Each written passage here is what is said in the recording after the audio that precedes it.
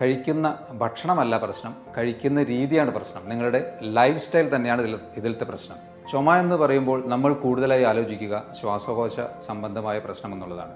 എന്നാൽ നല്ല രീതിയിൽ അസിഡിറ്റി അല്ലെങ്കിൽ GERD എന്നൊരവസ്ഥയുണ്ടെങ്കിൽ തീർച്ചയായും നിങ്ങൾക്ക് പലപ്പോഴും ഡ്രൈ കഫ് ഉണ്ടാവാൻ സാധ്യതയുണ്ട്. ആമാശയത്തിൽ അധികമായ ആസിഡ് പ്രൊഡക്ഷൻ, അതിൽ സംശയമേ വേണ്ട. ഏറ്റവും പ്രധാനപ്പെട്ട കാരണം നമ്മുടെ ഭക്ഷണം തന്നെയാണ്.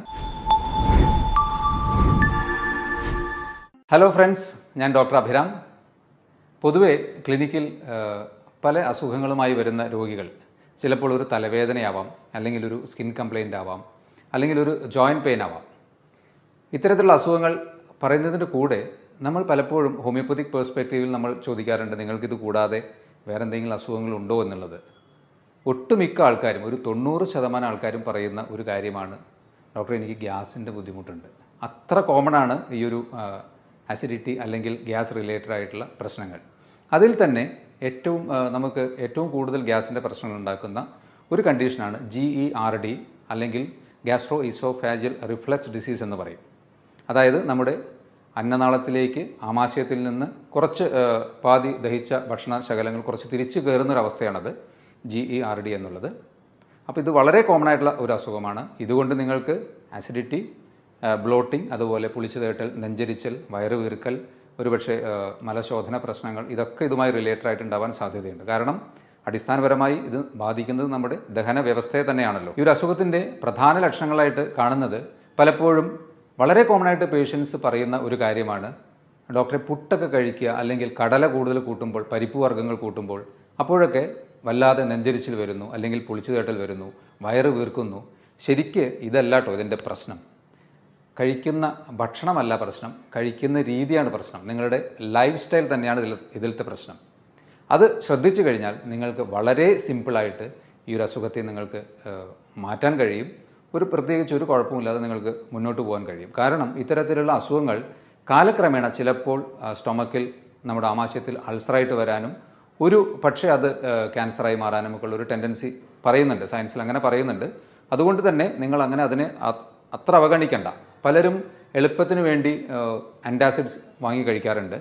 അതും ലോങ് റണ്ണിൽ നിങ്ങളുടെ ഒരു ആസിഡ് സെക്രീഷനെ കുറയ്ക്കുകയാണ് ചെയ്യുന്നത്. അപ്പോൾ ഇതിൻ്റെ കൂടെ നിങ്ങൾക്ക് വളരെ സിമ്പിളായിട്ട് വീട്ടിൽ പ്രാക്ടീസ് ചെയ്യാവുന്ന കുറച്ച് ഭക്ഷണക്രമങ്ങൾ, ഒഴിവാക്കേണ്ട 5 ഭക്ഷണങ്ങൾ, നിങ്ങൾ ഉൾപ്പെടുത്തേണ്ട 5 ഭക്ഷണങ്ങൾ, അതുപോലെ നിങ്ങൾക്ക് വളരെ സിമ്പിളായിട്ട് വീട്ടിൽ നിന്ന് പ്രാക്ടീസ് ചെയ്ത് നോക്കാവുന്ന ചില യോഗ ടെക്നിക്സും കൂടി ഞാൻ പറഞ്ഞുതരാം. ഇതിൻ്റെ ലക്ഷണങ്ങളിൽ നിങ്ങൾ ഒരുപക്ഷെ ശ്രദ്ധിക്കാതെ പോകാവുന്ന ചില കാര്യങ്ങൾ ഞാൻ പറയാം. ഒന്ന്, ഒരു ഡ്രൈ കഫാണ്. ചുമ എന്ന് പറയുമ്പോൾ നമ്മൾ കൂടുതലായി ആലോചിക്കുക ശ്വാസകോശ സംബന്ധമായ പ്രശ്നം എന്നുള്ളതാണ്.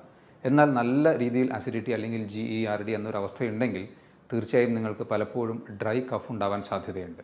അതുപോലെ തന്നെ തൊണ്ടയിൽ എന്തെങ്കിലും തടഞ്ഞു നിൽക്കുന്ന പോലത്തെ ഒരു ഫീലിംഗ്, ഒരു വെള്ളം ഇറക്കുമ്പോഴോ അല്ലെങ്കിൽ ഇവിടെ മേലോട്ട് എന്തെങ്കിലും ഒരു തള്ളി വരുന്ന പോലത്തെ ഒരു ഫീലിംഗ്, ഇതെല്ലാം ഈ ഒരു GERDയുമായിട്ട് ബന്ധപ്പെട്ട് അല്ലെങ്കിൽ എക്സ്ട്രാ അസിഡിറ്റിയുമായി ബന്ധപ്പെട്ട് സംഭവിക്കാൻ സാധ്യതയുണ്ട്. ഇത് കൂടാതെ ചില അവസരങ്ങളിൽ ചിലരെങ്കിലും അനുഭവിച്ചിരിക്കാൻ സാധ്യതയുള്ള ഒരു ലക്ഷണമാണ് നെഞ്ചുവേദന അല്ലെങ്കിൽ അഞ്ചൈന. ഹാർട്ട് അറ്റാക്കിന് വളരെ സമാനമായ ഒരു ലക്ഷണം. ശരിക്കും നെഞ്ച് നമുക്ക് കൂട്ടിപ്പിടിക്കുന്ന പോലത്തെ ഒരു തോന്നലുണ്ടാകാം. ഇതും പലപ്പോഴും ആസിഡിറ്റി കൊണ്ട് അല്ലെങ്കിൽ ഗ്യാസ്ട്രൈറ്റിസ് മൂലം ഉണ്ടാകാൻ സാധ്യതയുണ്ട്. ഇതിൽ നമുക്ക് നെഞ്ചുവേദന ശരിക്കും ഹാർട്ടിൻ്റെ ആണോ അല്ലെങ്കിൽ ഈ ആമാശയത്തിൻ്റെ അസിഡിറ്റി പ്രശ്നം കൊണ്ടാണോ എന്ന് തിരിച്ചറിയാൻ സിമ്പിളായിട്ട് നിങ്ങൾക്ക് ഒന്ന് ആലോചിച്ച് നോക്കാവുന്നത്, പൊതുവേ അസിഡിറ്റി റിലേറ്റഡ് ആയിട്ടുള്ള നെഞ്ചുവേദനയാണെങ്കിൽ നമ്മൾ ശ്വാസം എടുക്കുമ്പോൾ ഇവിടെ ഒരു കാച്ചി പെയിൻ ഉണ്ടാവും. നമ്മുടെ ഈ ഹാർട്ടിൻ്റെ റീജിയനിൽ ഒരു കാച്ചി പെയിൻ ഉണ്ടാവും ലെഫ്റ്റ് സൈഡിൽ. അതുപോലെ മൂവ് ചെയ്യുമ്പോഴൊന്നും ഈ പെയിൻ അധികമായി വർദ്ധിക്കുന്നതായിട്ട് തോന്നില്ല. എന്നാൽ ഹാർട്ടിൻ്റെ പ്രശ്നമാണെങ്കിൽ നമുക്ക് നടക്കാനോ അല്ലെങ്കിൽ ഒന്ന് അങ്ങോട്ടും ഇങ്ങോട്ടൊക്കെ മൂവ് ചെയ്യുമ്പോൾ തന്നെ അധികമായൊരു കാച്ചി പെയിൻ കൂടാം. ഇതതിനെ ഡിഫറൻഷ്യേറ്റ് ചെയ്യാനുള്ള ഒരു ചെറിയൊരു കാര്യമാണ് പറഞ്ഞത്. അതിനെ മാത്രം ഡിപ്പെൻഡ് ചെയ്യരുത്, പെട്ടെന്ന് നമുക്ക് അങ്ങനെ ആലോചിച്ച് നോക്കാവുന്നതാണ്. ഇതിൻ്റെ ഈ GERD അല്ലെങ്കിൽ ജനറൽ ആയിട്ടുള്ള ഗ്യാസ്ട്രൈറ്റിസോ അല്ലെങ്കിൽ അസിഡിറ്റിയുടെയോ കാരണങ്ങൾ നമ്മൾ നോക്കുകയാണെങ്കിൽ പ്രധാനമായും 3 കാര്യങ്ങളാണ് പറയാനുള്ളത്. ഒന്ന്, പുവർ ക്ലിയറൻസ്, അതായത് നമ്മുടെ ആമാശയത്തിൽ നിന്ന് ദഹിച്ച ഭക്ഷണങ്ങൾ ചെറുകുടലിൻ്റെ ഭാഗത്തേക്ക് മൂവ് ചെയ്യുന്നതിനുള്ള കാലതാമസം. ശരിക്ക് ഭക്ഷണം കഴിച്ച് 2 മുതൽ 4 മണിക്കൂറിനുള്ളിൽ ആമാശയത്തിൽ നിന്ന് ഒരു 90% ഭക്ഷണവും അടുത്ത ഏരിയയിലേക്ക് ചെറുകുടലിൻ്റെ ഭാഗത്തേക്ക് മൂവ് ചെയ്തിട്ടുണ്ടാവും. ആദ്യത്തെ ഒരു 2 മണിക്കൂർ കഴിഞ്ഞാൽ 60% കൂടുതൽ അത് എം ടി ആയിട്ടുണ്ടാവും.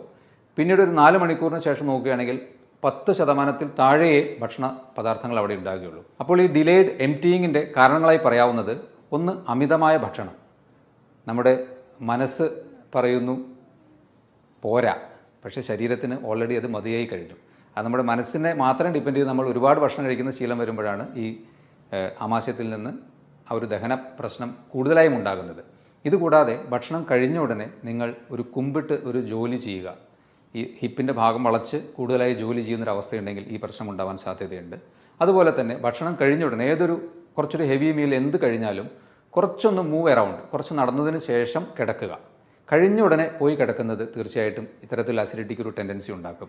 അമിത വണ്ണമുള്ളവരിലും ഈ ഒരു അസിഡിറ്റിയുടെ ടെൻഡൻസി ഉണ്ടാവാൻ സാധ്യതയുണ്ട്. അതുപോലെ പലരും ചെയ്യുന്ന ഒരു കാര്യമാണ്, രാത്രിയൊക്കെ ഡിന്നറിന് ശേഷം ഒന്നാമത് ലേറ്റായി ഭക്ഷണം കഴിക്കുന്നു, അത് കഴിച്ചതിന് ശേഷം ടി വിയൊക്കെ കണ്ടിരുന്ന് റിലാക്സ്ഡ് ആയിട്ട് ചിലപ്പോൾ ചെറിയ സ്നാക്സ് പോലെയുള്ള എന്തെങ്കിലും എടുത്ത് കഴിക്കുന്ന ശീലമുള്ളവർക്കൊക്കെ ഉറപ്പാണ് ഈ ഒരു അസിഡിറ്റി ഉണ്ടാകുമെന്നുള്ളത് സംശയമില്ല. GERDയുടെ രണ്ടാമത്തെ ഒരു കാരണമായി പറയാവുന്നത് വീണ്ടും ആമാശയത്തിൽ നിന്ന് ഭക്ഷണങ്ങൾ അടുത്ത ഭാഗത്തേക്ക് മൂവ് ചെയ്യാനുള്ള കാലതാമസം തന്നെയാണ്.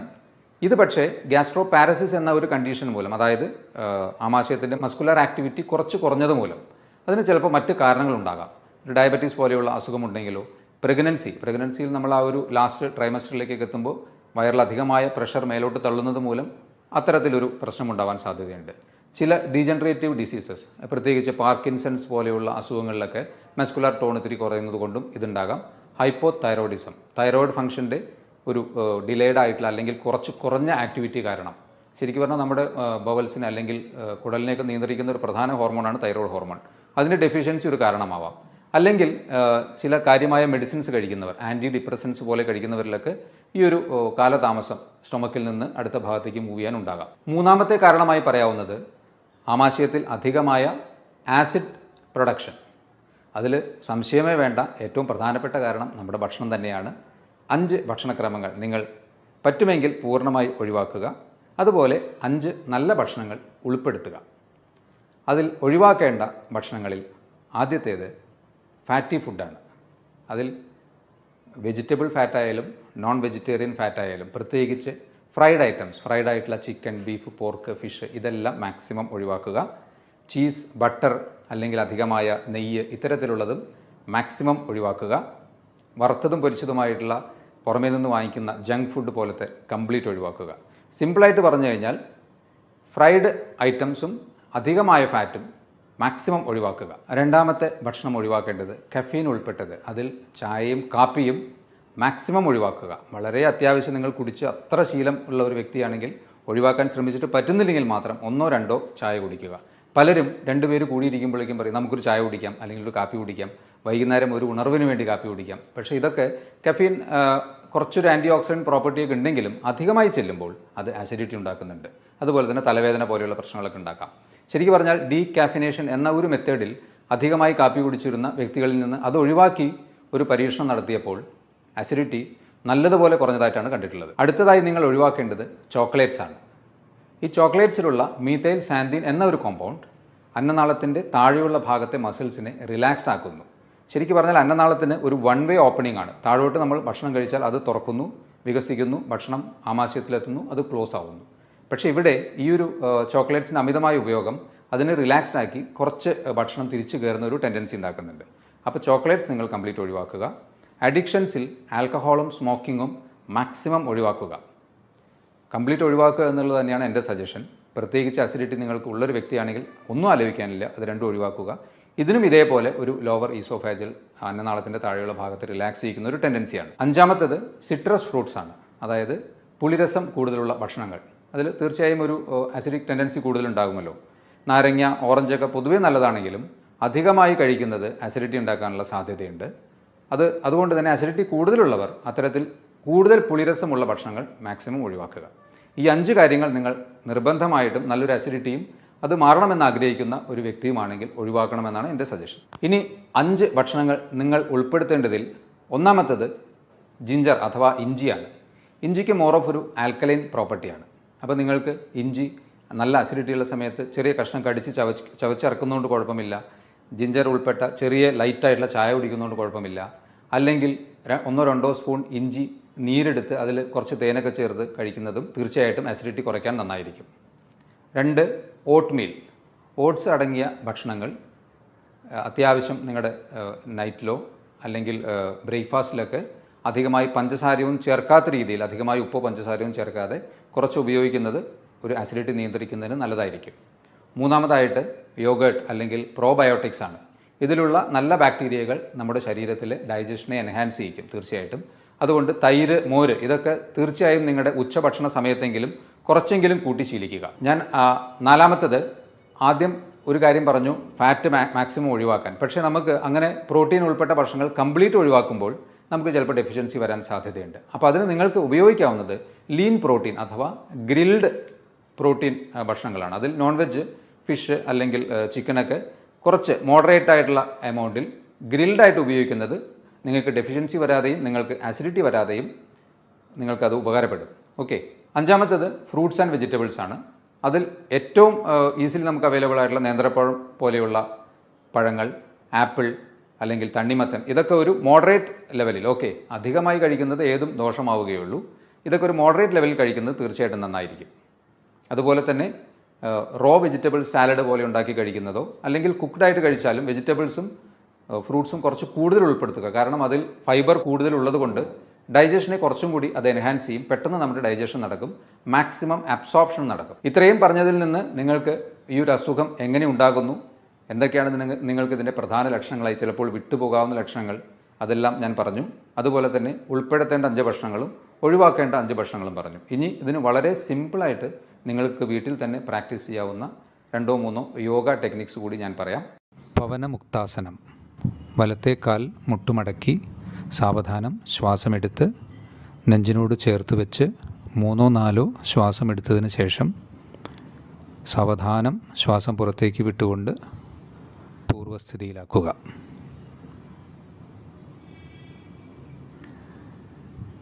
ഇതുപോലെ തന്നെ ഇടത്തെ കാലിലും സാവധാനം മുട്ടുമടക്കി നെഞ്ചിനോട് ചേർത്ത് വെച്ച് ശ്വാസമെടുത്ത് 3-4 നോർമൽ ശ്വാസം എടുത്ത് വിടുക. അതിനുശേഷം പൂർവ്വസ്ഥിതിയിലേക്ക് വയ്ക്കുക. ഇത് കഴിഞ്ഞാൽ 2 കാൽമുട്ടും മടക്കി നെഞ്ചിനോട് ചേർത്ത് ശ്വാസമെടുത്ത്